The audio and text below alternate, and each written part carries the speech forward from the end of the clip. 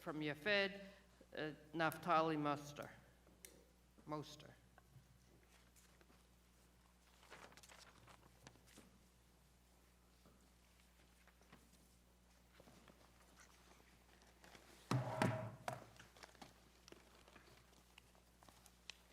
Good evening, and I'm happy to perform the grand finale. Honorable members, since 1894, New York State has mandated that all non-public schools provide an education that is, quote, at least substantially equivalent to that of public schools. But for many decades, the State Education Department neglected to adequately enforce this law. Unfortunately, this was costly and it was a costly oversight that resulted in tens of thousands of children being denied their human right to an education. While it is true that most private schools, including many yeshivas and Jewish day schools, meet or exceed the minimum threshold of substantial equivalency, this is not the case for many ultra-Orthodox and Hasidic Yeshivas, especially in Hasidic boys' schools. Most Hasidic boys' schools offer just 90 minutes of secular instruction to their students per day, only 4 days a week, and only for a few of the elementary and middle school grades. The secular education usually consists of just English and arithmetic. In most Hasidic boys' high school, students are completely deprived of a secular education. Instead, they spend between 12 to 14 hours a day studying exclusively Judaic studies, none of which is taught in English. And they receive zero instruction in subjects such as English, math, science, and social studies, or any other subjects required to be taught by law.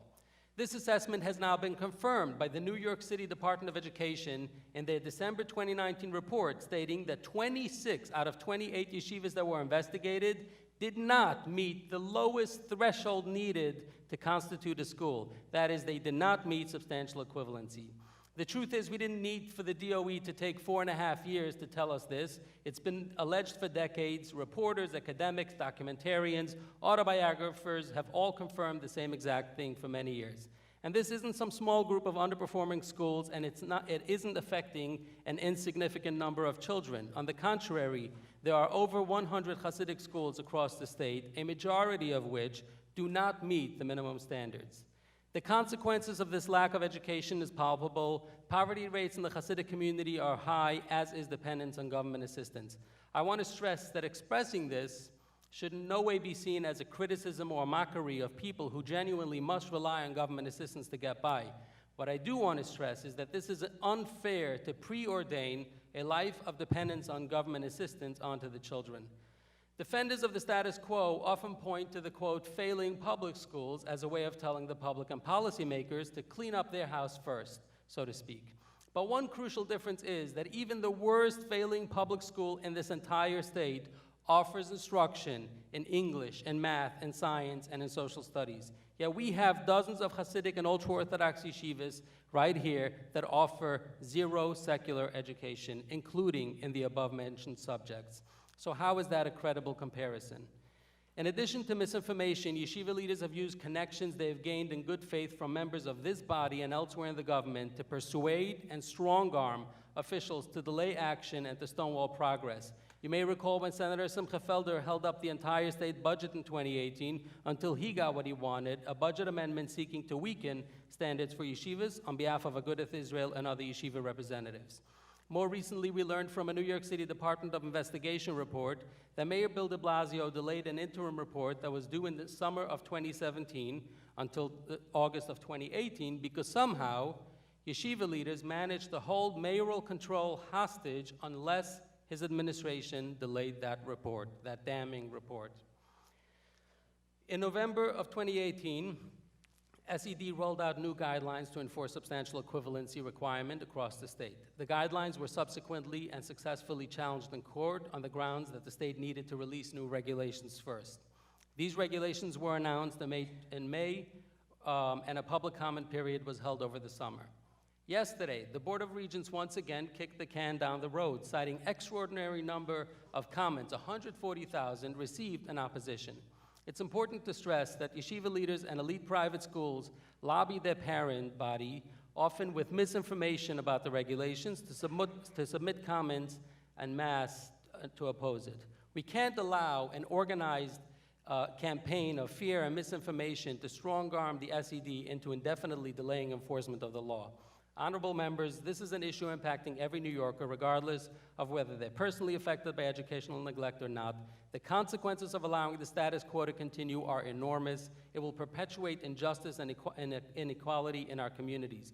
We can't talk about the importance of equity and fairness and continue to ignore this issue. We respectfully ask that the state legislature ensure that all students receive a proper education by providing SED with adequate funding to implement the substantial equivalency regulations. Without that, the law remains meaningless. It is like setting speed limits, but having no mechanism at all to enforce the limit. I promise it won't be more than 60 more seconds. The second is working to strengthen the law so that we don't encounter continuous evaders and lawbreakers who find increasingly creative ways to deprive kids of an education. Finally, enacting legislation to require that all schools receiving any funding, no matter how much or how little, and no matter for what program, must certify that they are substantially equivalent. SED should then be empowered to deny funding from any school that cannot confidently state that they are meeting the extreme modest requirement of the substantial equivalency law. This is the most impactful action you could take right now. If any other interest group came before you and demanded funding with no oversight whatsoever, they would be laughed out of the room, and rightly so. There's no reason the non-public school sector should be able to both take advantage of taxpayer resources while at the same time evade basic oversight to ensure they're compliant with the state laws and regulations. I respectfully ask the honorable members to consider these proposals. Thank you. We gave you a minute, Fantastic. 4 Okay, seconds thanks. extra. Any questions from members? No, and we have your written testimony. Oh, wait, Senator.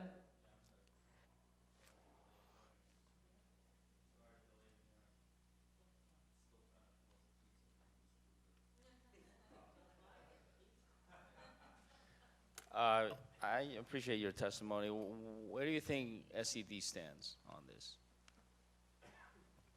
I think SED, if they're empowered to do so, they would once and for all enforce the law. But as I said, there are lots of special interests out there that are seeking every single way to undermine it. I overheard a little bit of the previous testimony. What'd you think about their initial proposal? The initial proposal as guidelines or as regulations? Initially, they released it as guidelines, and then they basically transferred the same thing into regulations. I personally believe they're fine. And I know there's a lot of rhetoric against it, but I should point out this intrusive measure involves once every 5 years going in to see if schools are compliant and requiring that they provide documentation. How any other sector So you didn't have any issues with their first proposal? We had some minor issues which could have been worked out within minutes, but that wasn't the big issue here. The main reason for this delay has to do with the fact that they were trying to appease Catholic schools, private elite schools, and more recently, the 140,000 commons. Thank you. Thank you, Madam Chair. Thank you.